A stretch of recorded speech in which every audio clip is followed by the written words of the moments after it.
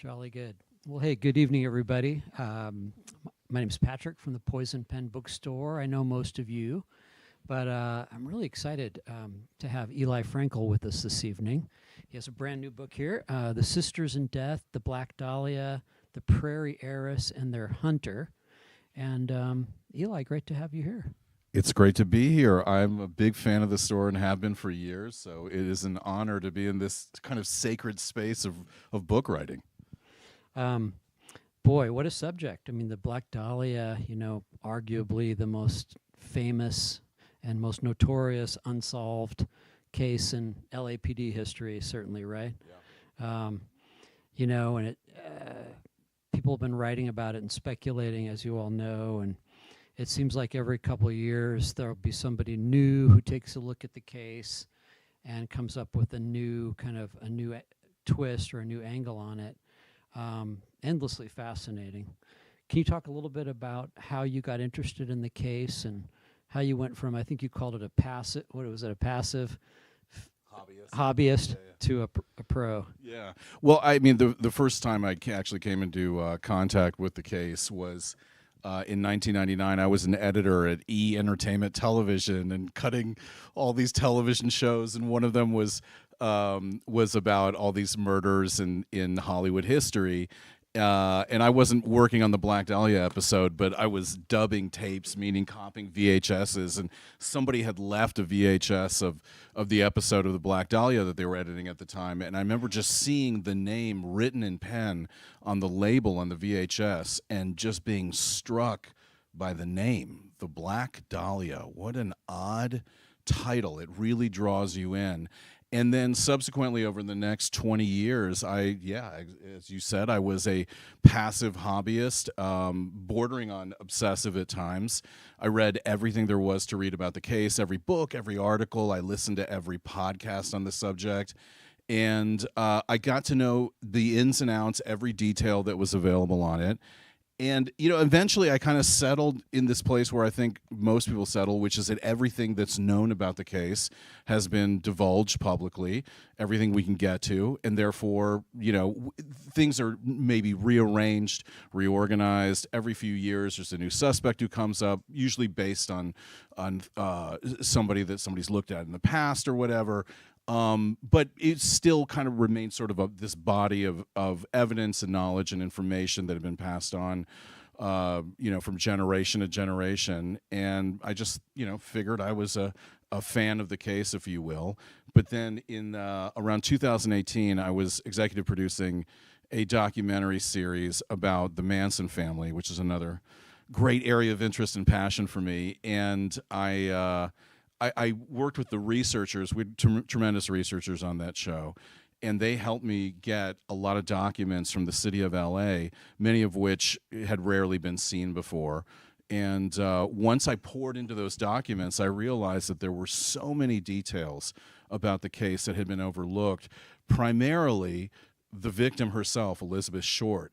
I realized that so much of the story that had been told and retold really was from the perspective of the writer trying to focus on the killer, who had done this, what was their reasoning, what were the circumstances around the murder, and kind of cherry picking the facts to fit that particular suspect.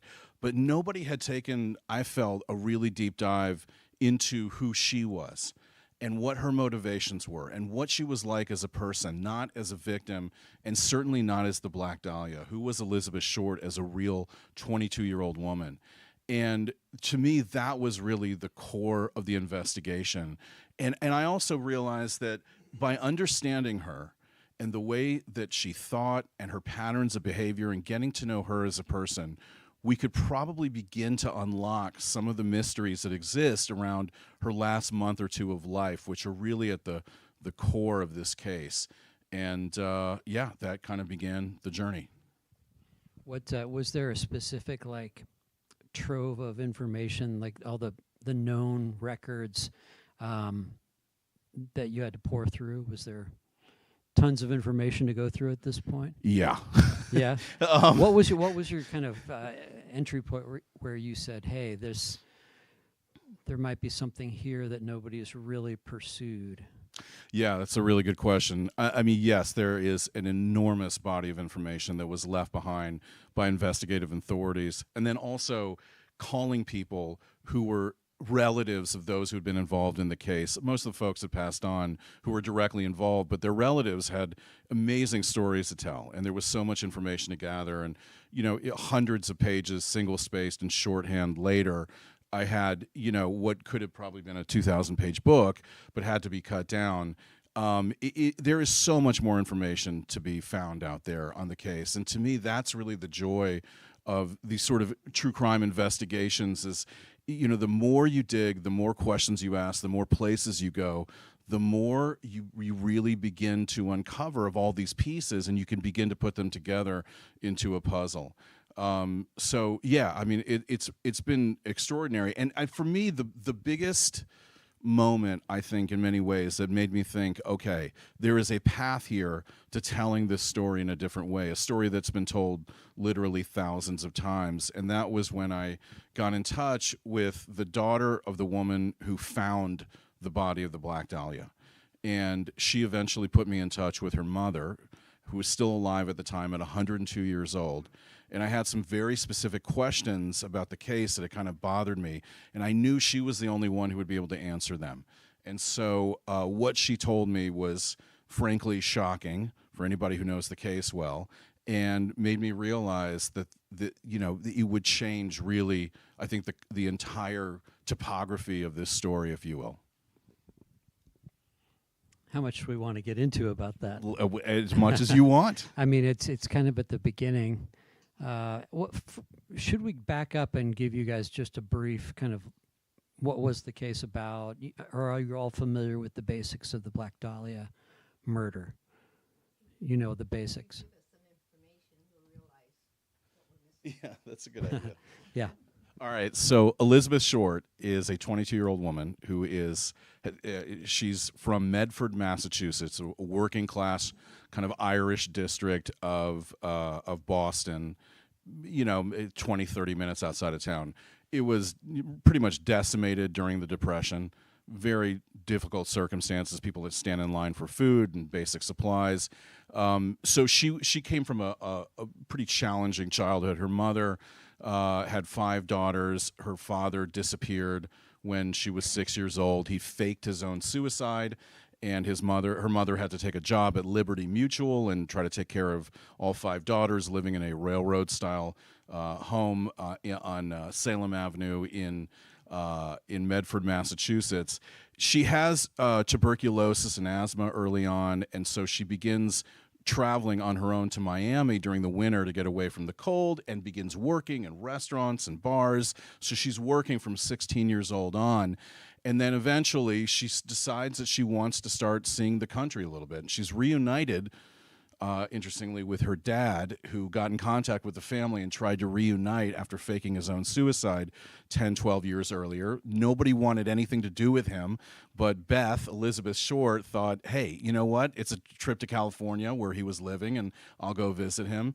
And then she sees him for about 3 weeks. He essentially throws her out because she's not cooking and cleaning enough for him, which was a kind of a heartbreaking moment for her. But she did not go back to her mother with her tail between her legs. She stayed in California for a bit, and actually worked at at Camp Cook, which is one of the large military bases on the West Coast. Eventually goes back east, and then in 1946, in July of 1946, she's traveling around. She's in Chicago, and she comes to visit a guy she had kind of been seeing in Long Beach. The real reason she came out wasn't necessarily love. It was that she liked Southern California and really wanted to see it, and hadn't really explored Hollywood yet.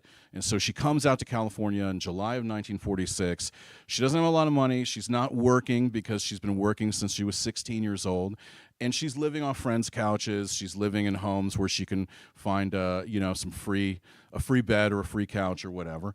And then on December 9th, 1946, and it is a kind of core mystery of the case, she leaves for San Diego in the middle of the night, a city she had never been to, nor knew anybody in. It was almost as if she escaped to San Diego.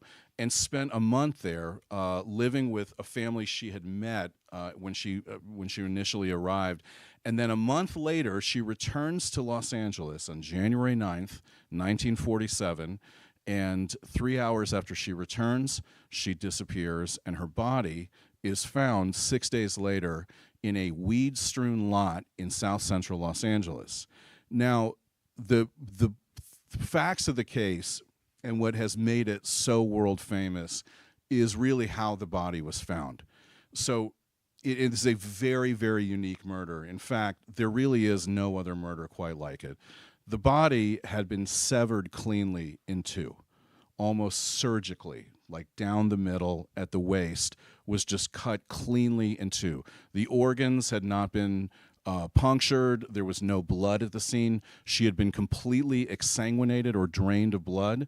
She had been washed, probably in a bathtub of some kind. She had been scrubbed with a brush after death. There were large pieces of skin and flesh missing from her body. Her mouth had been cut from the edges to her ears, and there were some strange markings that had been left on the body as well. It was a horrifying sight. But the thing that bothered me the most about that I could never figure out, was that when Betty Bersinger, the woman who found her, it's a very famous story, and it always starts off every telling of the case, is Betty Bersinger is a 26-year-old woman. This is the woman I got in touch with, is a 26-year-old pretty blonde housewife who's walking down the street with her daughter Anne, who's 3 years old, in a stroller. She's pushing the stroller, and she's going down this 2-block stretch of empty lots, and she turns to her right, and she sees the body of the Black Dahlia. And this is at 10:50 a.m. on January 15th, 1947. There are two versions of what happens next. She either runs screaming to the closest house and calls the police, or she thinks it's a mannequin and continues on her way to the nearest house and calls the police. But the thing that got me, the thing that didn't make sense, that nobody had ever brought up, was that this wasn't some remote outpost in Los Angeles. It was a heavily trafficked street. In fact, there was a streetcar that deposited hundreds of commuters just a half a block away. People were up and down that street all morning. And in fact, there were passersby that claimed that as late as 8:30 or 9 a.m., they walked right by on that sidewalk and didn't see a thing. And here's this woman who apparently sees a body that's laid out 3 or 4 inches from the sidewalk in full view, face up, cleanly severed at the midsection, and yet nobody else saw her before 10:50 a.m. And it made no sense to me. And that is the most famous moment of this entire investigation and case, is when she sees the body. And so when I spoke with her, I asked her, how is it possible that nobody else saw the body? And she told me, well, the body wasn't laid out next to the sidewalk, which was shocking to me because, the photographs are haunting. They're all over the internet. And if you see them, you never forget them. That body is put on display in 2 pieces. The pieces are separated by a gap of maybe 14, 16 inches. And it's very clear the killer has posed the body in order to shock the world. But she told me that it wasn't laid out like that. And in fact, it was deposited in the weeds about 14 feet away. When she walked down the street, she turned to her right at a certain moment, and she saw a stark white form in the weeds, overgrown weeds, pretty high, hard to see stuff in there, but she peers in and she sees this strange form. So she takes a few steps into the grass, and there she sees the top half of Elizabeth Short. And she thinks it's a mannequin because it's face down. And the back, which is one of the only parts of the body that wasn't mutilated, besides the lower legs and lower arms, it just looks like the back of a mannequin to her inside the weeds. And so she steps back out. She walks down the street pushing the stroller, and she calls the police and tells them there's a mannequin that's been left in the weeds, and somebody should pick it up before some kid sees it and gets scared. At 11:09 a.m., 2 police officers, Fitzgerald and Perkins, show up. And this is, reported over and over again in every account. And they call back to University Station, where where they've been sent out from, and they tell them that we have a body down.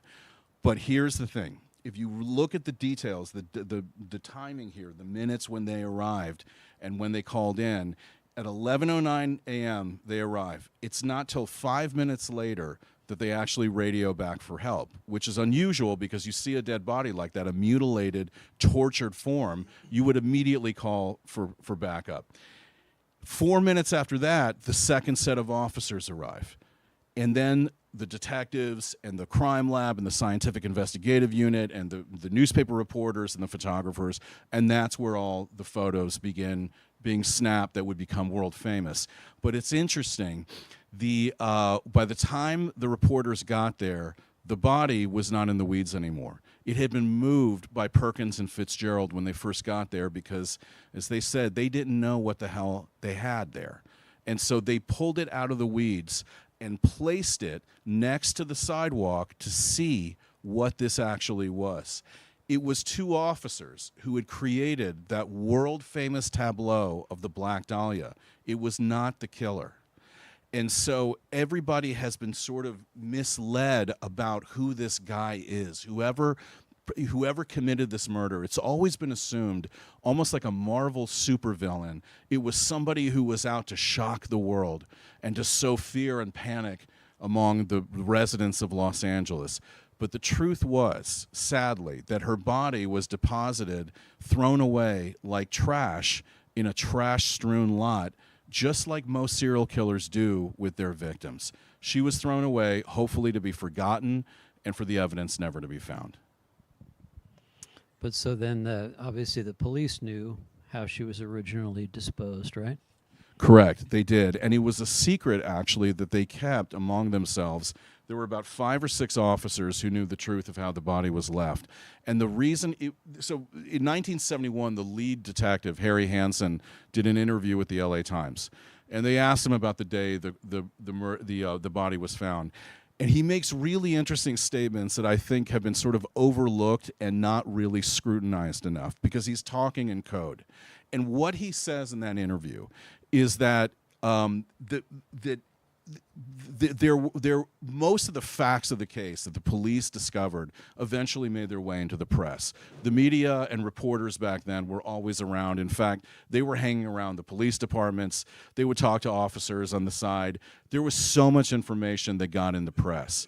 But he says there was one fact about the case that has to do with the attitude or condition of the body when it was discovered that has never been publicly revealed. And the crucial words in that statement are, when it was discovered. What he's referring to in code is when Betty Bersinger first saw the body, and when Perkins and Fitzgerald, the first 2 cops on the scene, saw it as well. What he's saying is the position of the body changed from when it was first discovered to what you saw in the papers, and obviously eventually on the internet and in books, that there was a major shift there in the position of the body. But it's so important because it's not just about how the killer deposited. Like I said before, it is the key to unlocking who the killer is. And so at the time, you think about a modern day crime scene, and there's this very strict protocol about what to do. Obviously they would never move the body early on. It's interesting that maybe things were a little bit looser back in the 40s, right? And some of those things hadn't been established. Yeah, everything was pretty much looser back then. Yeah. I think also in that particular situation, these guys, they're beat cops. They're not detectives. And they see this form in the weeds, and they don't know what it is. They don't know what to report back to University Station. So they do what comes natural to them, which is to pull it out and bring it over to the sidewalk. And one of the famous features of the case is that her arms were kind of left above her head as the torso was laid out. And people have long speculated, did that mean something? Was it supposed to be a message from the killer? Why are her arms lifted above her head? And the truth is, it's because the officer was carrying her from the wrists and laid out the arms when he laid her down. The explanations are not conspiratorial. It's simply poor police work.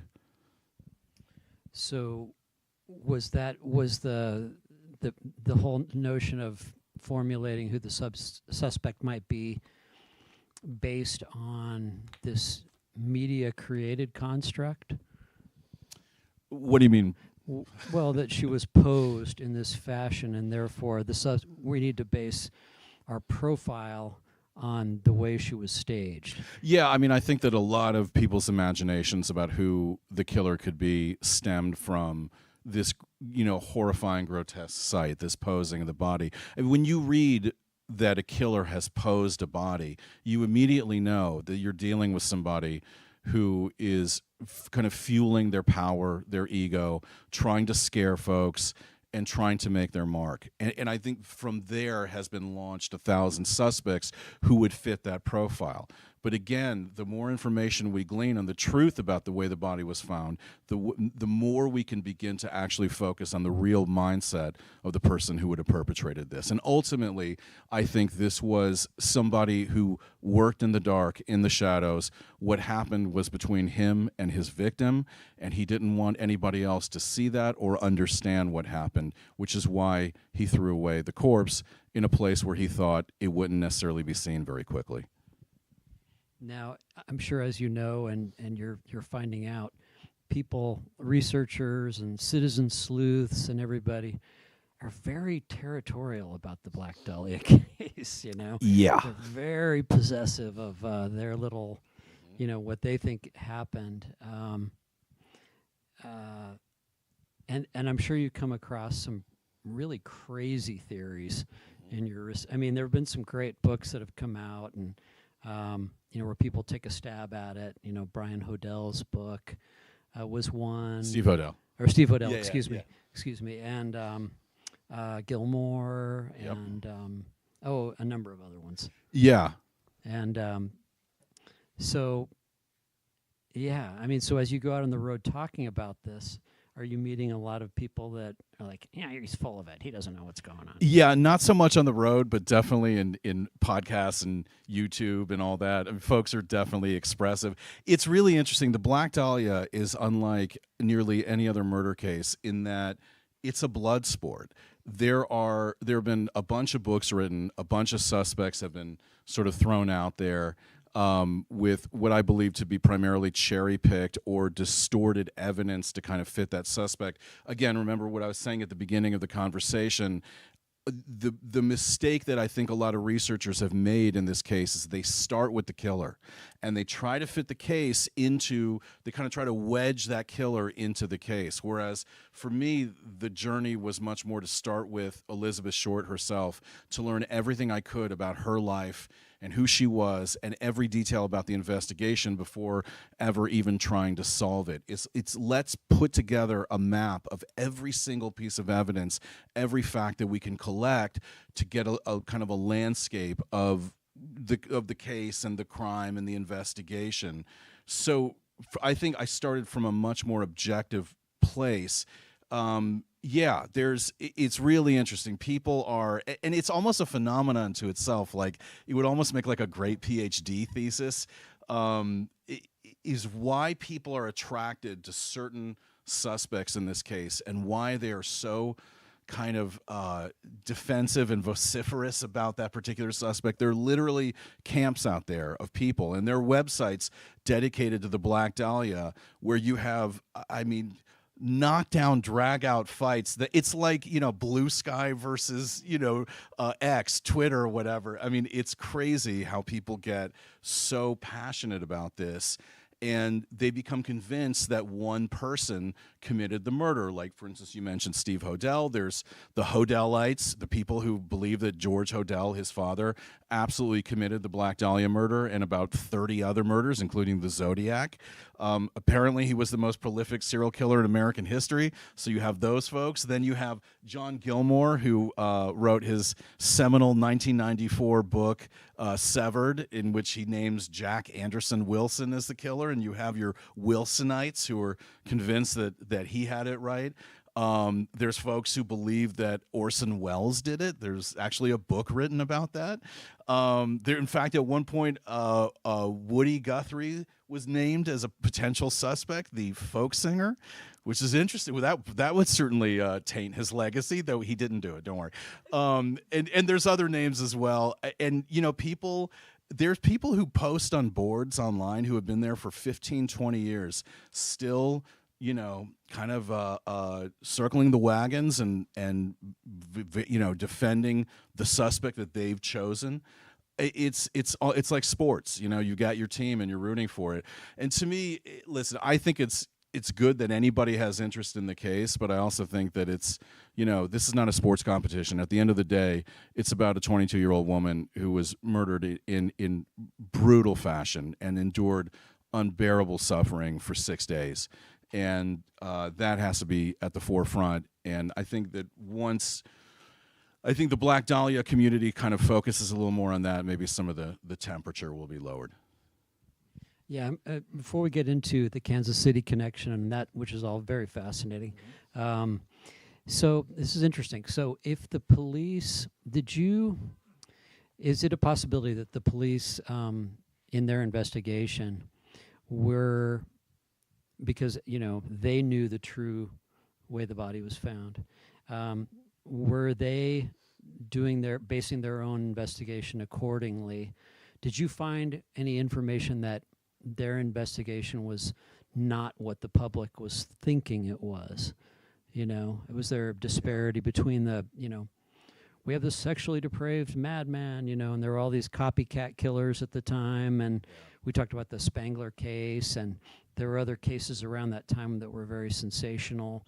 And by the way, the Black Dahlia, was that because of the Blue Dahlia that was the Veronica Lake film? Yeah, so that was playing around the same time that the murder occurred. And in fact, the movie actually came out in April or May of 1946, but in the 40s, I mean, when I was a kid too, movies would play for months. They would go from the first run theaters down to the cheap seats, but there would be an old print that was just beat up that was still playing around the time of the murder. So the Blue Dahlia was on everybody's lips. And in fact, it had been playing in a movie theater that was literally around the corner from where she lived in Long Beach, California, when she initially came out. So she was absolutely aware of that film.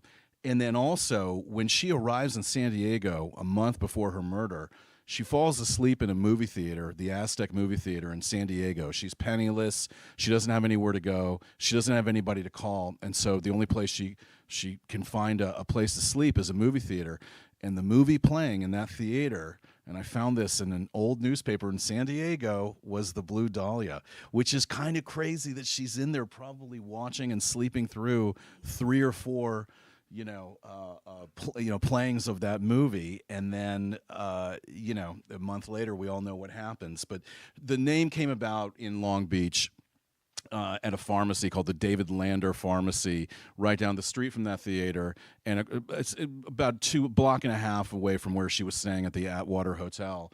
And she would go in there, and back then pharmacies they weren't just for buying medicine and various goods. You actually could sit down and have a meal and get a Coca-Cola, but like the old school Coca-Colas where they, with the syrup, and they would mix it and everything. And so she would hang out there, and there were other kids her age in their 20s that would hang out, and she wore her hair very kind of big and poofy, and it was very, very black. And so it looked like a dahlia flower, because a dahlia has very big petals. It's a showy, colorful flower, very big, kind of a proud flower, if you will.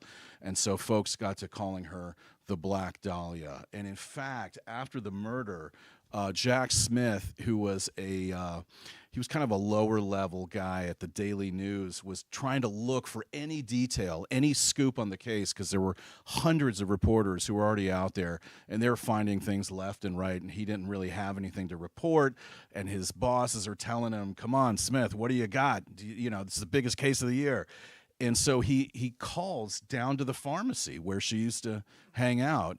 And Arnold Lander, the son of the owner, tells him, "Oh, yeah, they used to call her something." And he says, "What? What did they call her?" And he says, "Oh, yeah, the Black Dahlia."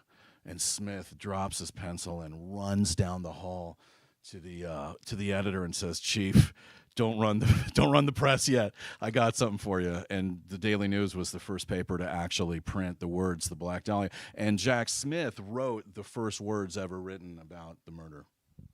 Wow. Here's a classic photograph of her right here.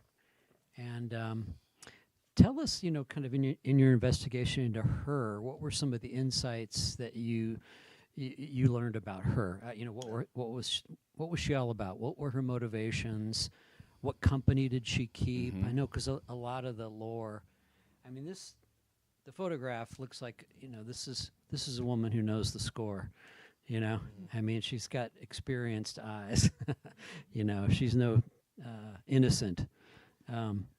Yeah. Well, ironically, that picture was taken in 1943 after she had just been arrested for underage drinking in Santa Barbara, even though she was not drinking and actually never drank. But she'd just been arrested. She was pretty freaked out at that moment. And you're right, that photograph is haunting, and it's kind of world famous. And I think it's also kind of created a little bit of a distortion about who she was. She almost looks like this mysterious exotic flower with the bloom of death in that photo. She is the Black Dahlia in that photograph. But what I discovered was that all of these facts about her that are repeated in every podcast and every book, so many of them are false. For instance, it's said that everybody says that she was out in Hollywood trying to get famous. She wanted to be a movie star, but ironically, she only found fame in death.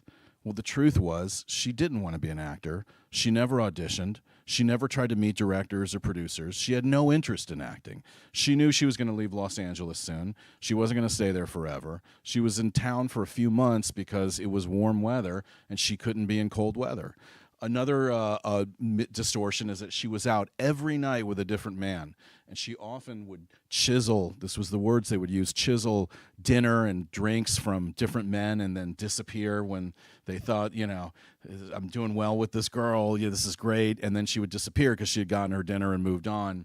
The truth is that nearly every night that she was in Hollywood, Beth Short was going to NBC and CBS radio stations to see the radio broadcasts. They would perform it on stage and it would be broadcast around the country. And she went alone. She was really mostly a loner. And she liked walking around Hollywood and seeing different things. And she did go on dates, but most of the nights she was by herself. And then it's been said that she was a moocher. She didn't work. She relied on other people for money. Well, the only time she didn't really work was in Los Angeles. She had been working for 6 years since she was 16 years old, consistently. She didn't drink. She didn't smoke. She didn't curse. She got in by 10 o'clock every night. Everybody described her as shy and sweet and a good girl. She never tried to hit on any other woman's boyfriends or anything. The picture that is the reality is so different from the Black Dahlia. But I think that people want to believe she is that exotic flower. They want to believe that, and it's repeated over and over again, that she consorted with mafia members and strange dark characters in the alleyways of Hollywood and in strange, bizarre bars and nightclubs. That she was a vampiress, a party girl, they called her. And all of that was untrue. And even if it had been true, it's almost like, who cares? She certainly didn't deserve what she got. But, at the end of the day, the truth is so much more mundane and so much more common. She's like any other 22-year-old woman who's out there trying to find herself and figure out what life is about and live in different places. And it's interesting, in 1967, if we had a woman like her getting on a bus the way she did with no money and traveling across the country to see what life was like in California, we'd say, oh, yeah, she's a hippie. She's, out there finding herself. She would end up at Spawn Ranch. Okay. Well, yeah, she might have, but that was just a few people. But we would say that she's finding herself. It's great, and she was out there, on her own personal journey. But in 1947, we're told that she was loose, morally questionable, and unsettled, and didn't have a future, and was sort of unbalanced. There's so many things that have been said about her. And I just think we really need to see her as any extremely relatable 22-year-old, just like any of us at 22 years old. I didn't have the answers at 22. And I mean, if you had asked me to get on a bus and go across the country with virtually no money at 22 years old, I wouldn't have been brave enough to do it. But she was. And so kind of an unstable home environment, though, right? Yeah, I mean, unstable in the sense that her dad, what he did to the family was terrible. But she had a great mom, and her 4 sisters were pretty wonderful to her. They were a really tight group. But yeah, I think life in Massachusetts was really difficult. And I think Beth was searching her whole life for something else, something better. And that's really admirable. She didn't just stay in her small town and just accept things the way they were. She was hoping to find her own happiness, as she said, in her words, however, whatever would take her there, whatever it would take to get there. And that's what she was going for. Well, the great myth, I guess you'd say, but based to some degree of truth, is the girl from small town Podunk, USA, shows up at Hollywood and Vine bus station, wanting to get into the business, and is chewed up by the machine of Hollywood, the underbelly of Hollywood. And there's always been this kind of occult underbelly of Hollywood. Yeah, that's a really good point. And I think that is why so many people are also attracted to the case. There's numerous reasons. But I think there's something about the darkness of the underbelly of Hollywood, what really happens to people when they come out. And this case is sort of a mirror reflection of Hollywood and Los Angeles, but the dark side. And I think that pulls people in. And there is a grain of truth to that. I mean, there was, if you read the book, there's a lot of sordid characters in and out of her life in that world. But that's not what she was seeking. And that's not how she lived when she was in Hollywood. Tell us about our Prairie Heiress and the connection, that connection. Yeah, so it's interesting. People refer to my theory and the suspect you found and what you're building around your theory and the evidence. Well, here's the thing. I didn't come up with the theory for this book. The LAPD did. In 1947, the police, there were nearly 1,000 investigators that were pulled into the Black Dahlia investigation.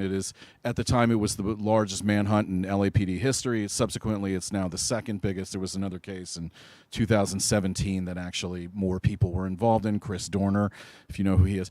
But Elizabeth Short's case, there were 800 to 1,000 investigators working on the case. And they were trying to put together a picture of what had happened to her. Who was she with, and where was she in the 5 months that she was in Los Angeles? They wanted to account for every day and every person she had come into contact with. But there was a 3-day gap that they couldn't figure out. And that was the 3 days that directly preceded December 9th, 1946, when she travels down to San Diego in the middle of the night to a city she had never been to and didn't know anybody in. As I said before, why did she do this? Well, they wanted to figure out where was she during those 3 days and who was she with. And they couldn't find a person. They couldn't find a clue to that. So eventually, they do find the guy who she was with. His name was Carl Balsiger, and he was a salesman of bakery supplies and syrup and flour. And he had taken her during those 3 days to Camarillo, California, which is about an hour and a half north of Los Angeles. Small kind of pastoral community, if you will. Great town, by the way. It's great to visit. So he takes her up there for 3 days. It's odd because she's not calling anybody during that time, and she's not sending any letters to her friends or her family, her mother, which is very unusual for her. But she's with him for 3 days, and then she gets on this bus in the middle of the night. So the police find him, and they interrogate him. And right off the bat, they can tell he's got all these lies that he's telling them. The dates don't line up. The timing doesn't line up. He said she was here at a certain point. She wasn't.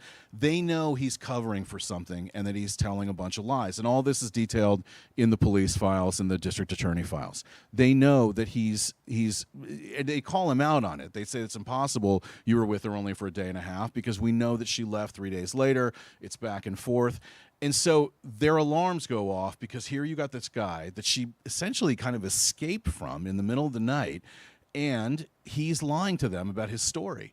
And so they look into his past, and what they discover is that he was from Kansas City. He had grown up there. He's from a pretty wealthy family there. And he had gone to college in Kansas City with a woman who in 1941 was killed in eerily similar circumstances to the murder of Elizabeth Short. And they thought, similar circumstances, that's odd.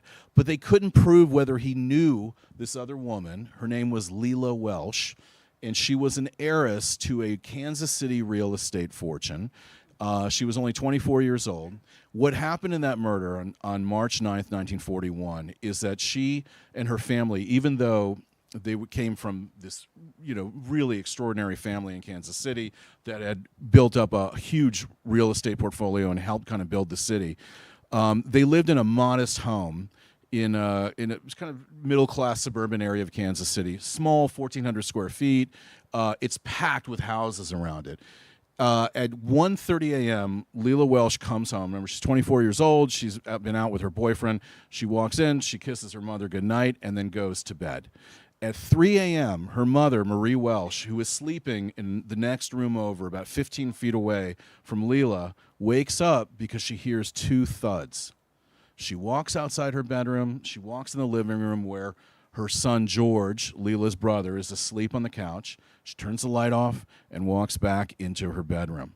But what she doesn't know is that those two thuds that she heard that woke her were the sound of a 5-pound railroad hammer hitting the skull of her daughter and fracturing it.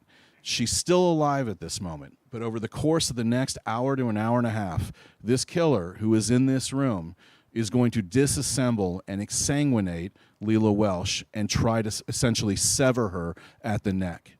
He also cuts out pieces of flesh, and he's in there for a good while. And Marie Welsh, Leila's mother, doesn't find the body until the next morning.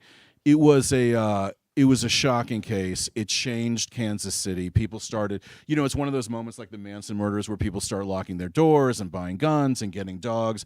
It was that kind of case. But the LAPD was never able to get all the details of this murder or this suspect who they believed knew Leila Welsh possibly and definitely knew Elizabeth Short and had been with her. And the reason was they called over to Kansas City Police Department in 1947 and said, hey, can we get your files on this case? We think there may be a connection to the Black Dahlia murder. And the Kansas City Police Department said, sure, we'll send them over. And they didn't send them over.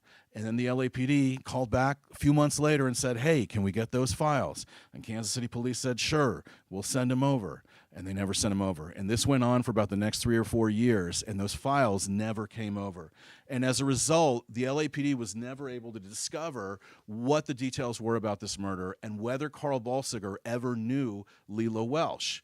So and he remained at the top of the suspect list in the LAPD's investigation and the district attorney's investigation in Los Angeles until the case went cold in the early to mid 1950s. When you look at the suspect list from 1951 and 1952, Carl Balsiger's name always appears at the top, and it's not an alphabetical list. There's something that's keeping the LAPD thinking this is the guy.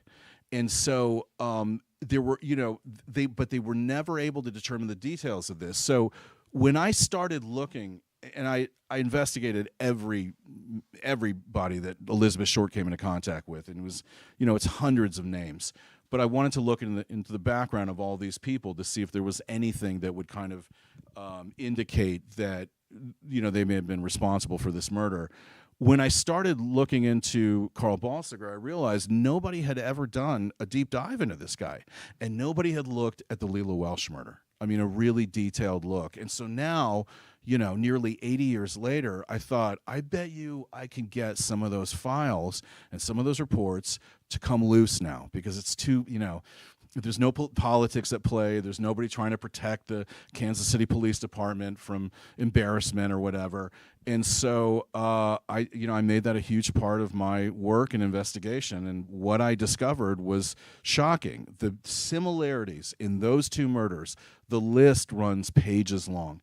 Signatures, modus operandi, the same tools used. And in fact, just as an example, out of Leila Welsh's right thigh was carved, this is it's a little grotesque, hopefully you guys can handle it, but was carved a 1-pound piece of flesh. He carved it out using a razor blade that was horseshoe shaped. And it was 1 inch thick, about 4 inches, 4.5 inches in diameter. It was 1 inch thick. It was comprised of skin, the hypodermis, or the subcutaneous tissue, and fat, and then muscle. And it was a horseshoe-shaped piece of flesh, 1 inch thick, that was carved out cleanly in one movement out of her thigh and then torn and pulled out. And this was after she had been exsanguinated or drained of blood. And so the cavity inside the thigh where the flesh had been taken out was completely devoid of blood. This guy exsanguinated her because he wanted her body to not have any blood in it when he took pieces of flesh out. Cut to 6 years later, Elizabeth Short, carved out of her thigh was a 5 inch diameter, 1 inch thick, horseshoe shaped piece of flesh comprised of skin, subcutaneous tissue, and fat, and muscle, cut out with a razor blade in one smooth motion, and then torn out after she had been exsanguinated or drained of blood. And that's just one of the similarities. There are so many signs here that both of these murders were committed by the same man, and we know now that Carl Balsiger not only knew Elizabeth Short, but not only knew Leila Welsh, but the book will prove that he had known her for 10 years, and their lives intersected in myriad ways. They were constantly in contact with each other and in their periphery. So, so the Leila, is it Walsh or Welsh? Welsh. So that homicide happened in 41, correct? And Black Dahlia was 47? Correct. Is there any evidence or indication that, did our boy keep quiet for those 6 years? Or, because a lot of times, profiling is a relatively modern thing, right? But looking at it from a modern perspective, is there any indication that he committed other crimes in those intervening years? Yeah. So in the intervening years, I don't know. He was actually stationed in New Guinea and the Philippines during World War II, and actually had an impressive career in World War II. He was the commander of all baking operations for the 6th Army in the South Pacific, and the 6th Army was responsible for the invasion of the Philippines. It was a major job for them, and sometimes people kind of think it's silly that somebody's commander of baking operations, but believe it or not, it was an absolutely crucial job in the Pacific because the food there was horrible. Everything was spoiled. And the only thing that kept up morale for the troops was fresh baked bread. And so these guys were sent onto the beaches along with the soldiers to set up their stations. They were under fire. A lot of them died. A lot of the bakers had to actually create machine gun nests to protect the baking unit. It's an amazing story. But anyway, so he's in World War II, obviously, for those years. But I think there's significant evidence that he may have been involved in what's called the accidental drowning of his 7-year-old sister, Elizabeth, when he was 12 years old. The circumstances of her drowning are highly suspicious. The book goes into it, but I think he had a hand in that. His first wife died in mysterious circumstances in 1951. But then the really interesting thing for me is that in 1968, he's been indicted for a huge embezzlement scheme, hundreds of thousands of dollars he stole from an insurance company with this kind of cabal of men who were in insurance in Kansas City and Minnesota. So he kind of escapes to the Bahamas, and he's there for a year. And his family, they don't know why, but he got thrown out of there because he got in some major trouble in the Bahamas. We don't know what it was. And so he has to come back to Kansas City. Instead of getting a job or getting an apartment, he takes his old white Rambler station wagon out of storage. And for the next 5 years, he lives out of that car driving the upper Midwest, Indiana, Nebraska, parts of Minnesota, the Dakotas, Ohio, living out of his car. And one of his family members told me that he would stop in their house in Ohio for Christmas, and Uncle Carl would be over.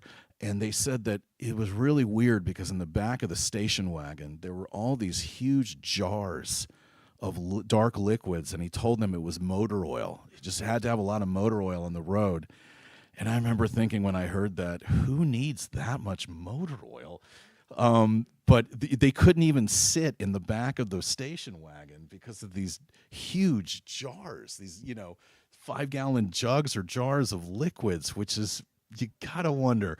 Anyway, so I've always thought, or at least for the last couple of years, I've thought that it would be really interesting to do a deep dive into whether there were any murders in that area. And I actually have been contacted by a couple other people who have been really interested in Balsiger as a suspect as well, who have been doing their own investigations in locations where he had lived and believe that there are exsanguination murders that may be connected. So, it's probably years of work, but there's a lot more work to be done.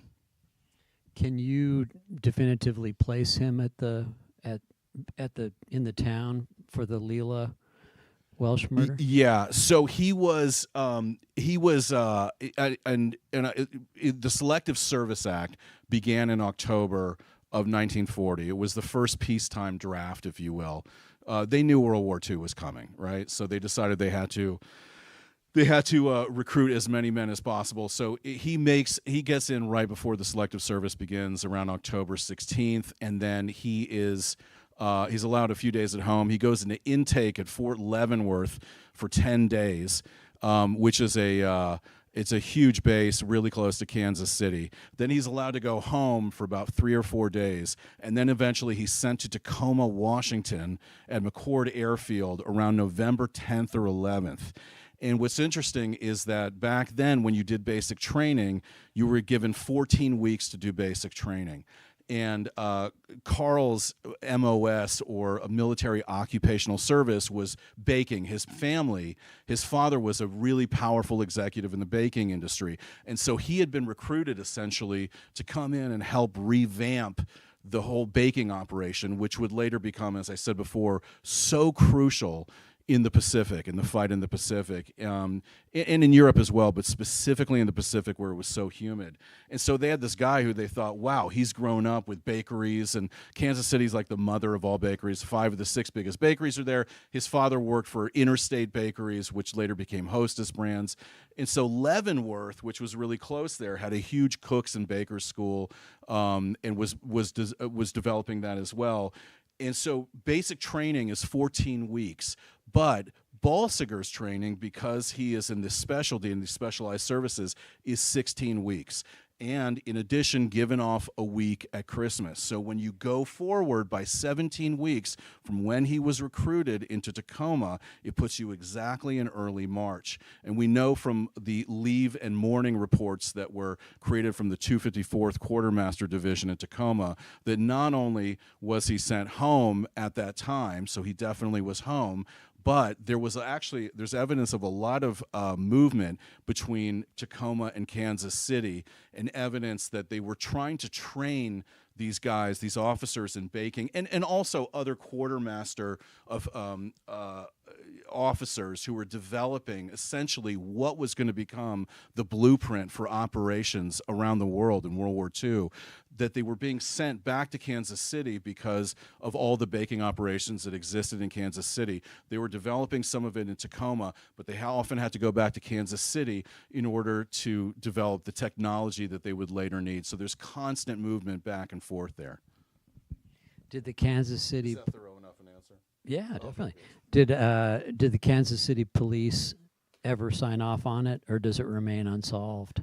It remains unsolved, but there's a real reason they never solved it, in that, and this is part of the story as well, there was a huge battle between the reform elements in Kansas City and the reform elements in Kansas City and the Pendergast machine, which had control of the city. And the Pendergast machine was obviously totally corrupt and lining its pockets. And Pendergast controlled the sheriff's department, and the reform that wanted to do away with the machine controlled the police department. And so when this murder occurred, the Pendergast machine decided, hey, if we can get our guys, the sheriffs, to solve this ahead of the police department, we're going to look like heroes, and everybody's going to be on our side. Well, what happened is it turned into a war between the sheriffs and the police over evidence and the photographs of the body. And the sheriffs decided they needed a suspect.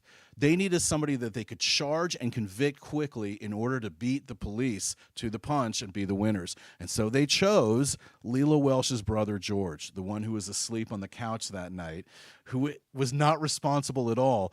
And they created witnesses who claimed that he had bought the knife from them. And there was a guy who owned a glove shop, and he claimed that he had a vision. This is a year after the murder. He had a vision that George came in and bought the gloves from him. And so it went to trial. It's a crazy story. It's in the book as well. But and by the way, there's still some people in Kansas City and other places who believe, well, George probably did it. And one of the things I wanted to knock down in the book was any potential thoughts that he was responsible for the murder. He wasn't, and the evidence clearly was on his side, with regards to that. So I think after that war and after the trial really derailed the investigation, and so they just never continued with it. And it essentially got kind of put into a box and thrown away. Wow. I know we're kind of getting short on time, but let's open it up to some questions. Anybody?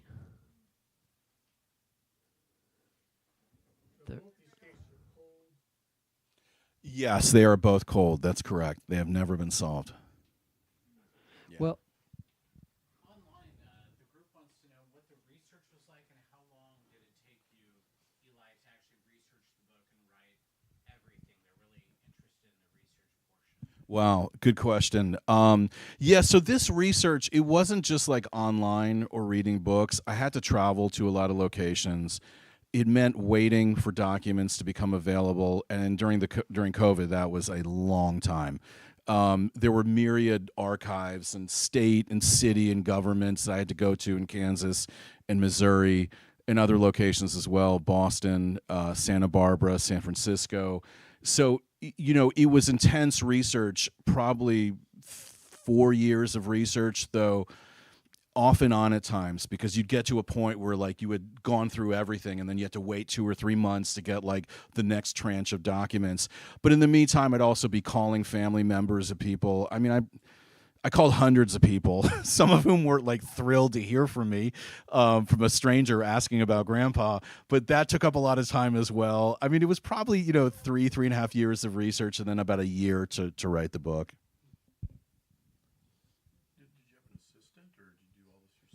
I wish. That is a great question. God, do I need an assistant? Yeah, I know. We should work together. I'll be your assistant, and it really was kind of a solo project. But the thing is, though, is like I was a TV producer. And so it's not like I had, a group of people that I had worked with in the past on books. Now, I was able to bring in researchers that I had worked with on the documentaries, and they were great. And there were other folks who I worked with in TV and documentaries who were tremendous at getting into contact with different city and state organizations. So there was definitely some help there, but primarily I was on my own. Though I did happen to hook up with an extraordinary guy at the University of Kansas City named Chris Wolf, who I was calling for some information or trying to get some documents. And I'm asking him, I'm just a stranger calling. He's one of the archivists and historians at the university. And he's listening to me and he goes, "Are you talking about the Leila Welsh case?" And I said, "Yeah, you know about this?" And he says, "Oh my God, I've been obsessed with this for years." And I knew I'd found my guy. I was like, "Oh, we're going to be good friends." And we sure are. we remain really good friends, but he was tremendous. He shared so much of his research, and then I shared my research, and just it's so great to have other people who are passionate about this stuff coming together and challenging each other about it, Sure. Yeah. Did decide to go down to San Diego and then suddenly return to Los Angeles. Why? Yeah, interesting. Right. Yeah. Well, no, I mean, it is, but I'll tell you. So she's there for a month, And then there's been all this speculation as to why she was returning to L.A., a lot of it conspiratorial. But the truth was that the family she was staying with, the Frenches, were getting sick of her. She had been there for a month, and they're in a small home that's been built in 1942 for the war effort. Like, these small homes, for the defense plant workers. And so she's been in there for a month. And what would you do if a total stranger were living with you for 4 weeks? Eventually, you'd start saying, so... when are you moving on? So she could feel the heat, that it was just too crowded. There were like 3 other people living in the house at the time. But there's another detail that's really important. It's a great question as to why she was leaving. And the reason is because she was still emailing with the guy she had come out to visit in Long Beach. You just said emailing, which is funny. Oh my God. That's bad. They were texting. Yeah, sorry. Yeah. It's my brain. The guy she came out to see in Long Beach in 1946, who she'd been dating, Gordon Fickling. She had sort of lost him. She kind of became disinterested in him and started seeing other people. And I think by November, December, she realized she had kind of lost a pretty decent human being in her life and wanted him back. And so she started writing him all these letters, and he was writing her too. And in the letters, you can tell he's trying to push her away. He's kind of moved on, but she's trying to get him back. And so one of the things he tells her, and again, these are the details that come from Beth Short herself. They're so crucial, but they're always overlooked. He tells her that he's just gotten a route flying from Charlotte, North Carolina to Chicago. And Chicago is a city she loved. In fact, that's where she was right before she moved out to L.A. in the summer of 1946. And so right after she finds out that he's going to be in Chicago throughout the summer, he's going to be in Chicago 2 or 3 times a week, she tells him, don't write me in San Diego anymore because I'm moving back to Chicago. Obviously, she's trying to put herself in his vicinity, in his presence. And so one of the big mysteries of the story is, why did she return to Los Angeles? And why did she leave San Diego? But also, so this wasn't a random killing, in your opinion. No. So she was targeted by the killer. Yeah, correct. And possibly met in San Diego, and he followed her back to Los Angeles, or was he in Los Angeles as she returned? Yeah, I believe he was in Los Angeles. Yeah. But the question is, why also did she return to Los Angeles from San Diego if she were intending to go to Chicago? And the reason, and this is to, what's that? It's on the way. Exactly. That's exactly right. And Union Station. Well, close. The only way to get there, the cheapest way to get there, was by bus, and it's a 3-day trip. And the bus doesn't leave from San Diego; it leaves from Los Angeles. And the bus ticket is $36.85, which today is like $530. It's a lot of money. She didn't have the money. So that night, when she's at the Biltmore Hotel, dressed up, she changed, got in kind of more formal clothing, not for a trip, but for like going out on a date. She's calling people the day before and that day, trying to figure out who she can get the money from because she needs it for the bus ticket. And that becomes the crucial link to the killer. She wasn't pregnant, right? No, she was never pregnant.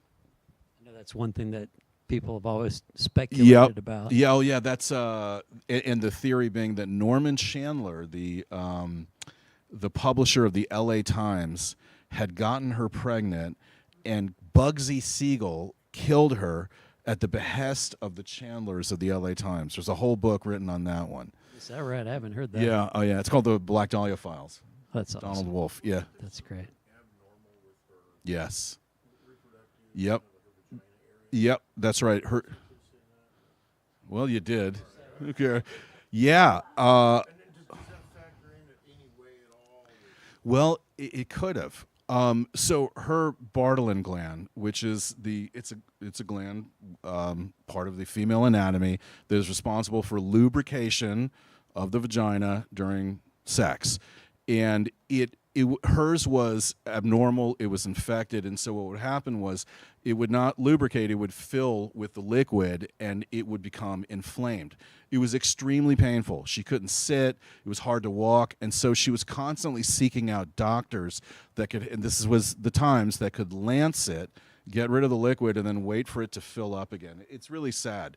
And so there were times in her life she was not very sexually active at all across her life, and in fact.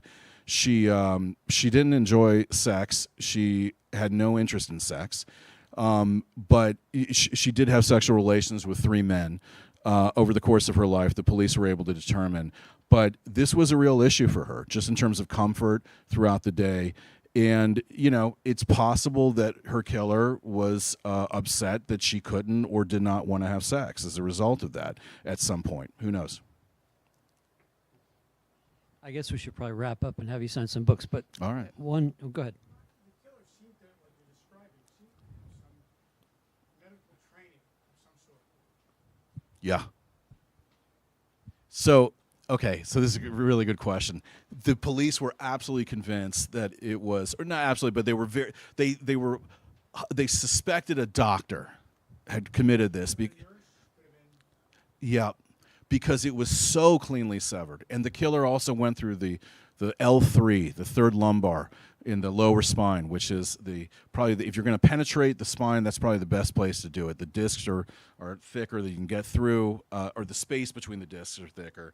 And the way it was cut, the way the scalloped kind of cuts around the skin, the organs weren't disturbed. It absolutely was somebody who was comfortable and had experience with the knife. And so they started looking at doctors. But what's interesting is that if you think about it, first of all, a butcher knife and a razor blade were used in this murder. Why would a doctor not use a scalpel, which is a much finer instrument?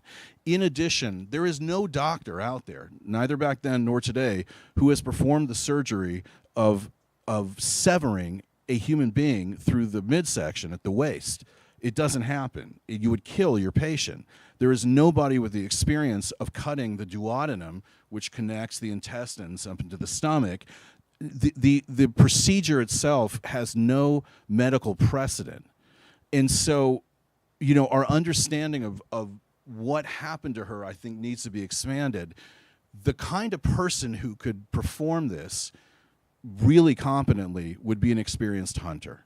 Because one of the things that hunters have to do is they have to open up their kills, especially with deer, and they have to separate out the organs you can't nick or cut the organs, because if you do, the deer organs actually release a clear, odorless chemical liquid that actually it'll ruin the meat. And so an experienced hunter, if you're going to eat deer meat, you have to be very careful, and you have to do this right away, otherwise it's going to spoil, is you have to cut through the midsection and you have to get rid of the organs. And so the possibility of a hunter or a butcher has to be factored in there as well. And in fact, the LAPD did investigate nearly every butcher shop in Los Angeles. It was a massive part of the investigation. Is there any surviving physical evidence? So we don't really know. LAPD has never revealed what the files are that remain of the case, and they have never publicly revealed what is still of the original evidence. Though, if they do still have the letter that the killer sent into the newspapers, which he did, the first envelope the homemade envelope that he pasted a crazy quilt lettering on top of this envelope. That's where you cut out letters and words from the newspaper and put them together to form words on it. That one of the things they found on the back, not on the envelope itself or within the contents, he had actually put gasoline onto the envelope, which burns away. The vapors actually get rid of fingerprints. This guy knew what he was doing. But one of the things he didn't count on was that he had taped with like Scotch tape the letters to the back, on the back to the envelope. And so they found on the back of those pieces of hairs and partial fingerprint smudges on the back of them. And they actually sent the fingerprint smudges back to the FBI. But the FBI said they're not complete enough. We can't get a match. But with DNA testing, that's the place I would look, is behind those letters. who knows what's back there? And hopefully they still have that envelope, because it might be able to finally close this case for good. Wow. So there, since it's still an unsolved cold case, there must be a detective that's assigned to it. That's correct.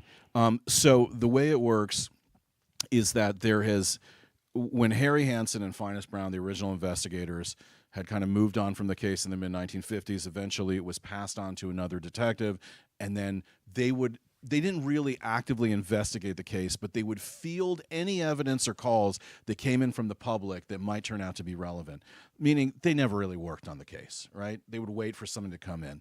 And then eventually it got handed down to Danny Galindo, who's a legendary detective who was one of the leads on the Manson investigation. And then it went to John St. John, who's a legendary detective named Jigsaw John, and on and on and on.